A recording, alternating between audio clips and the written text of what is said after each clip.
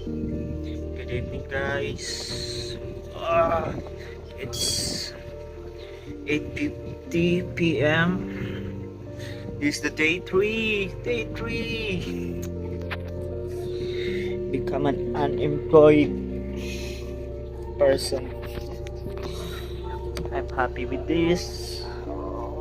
It's really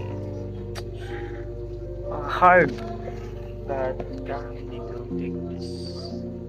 Put discipline on this. Discipline is the currency of success. So do not stop. Uh, Keep dreaming and put action into your dream or in life, whatever it is. So sa mga ganyan na yung mga things na you need to who you are, who will become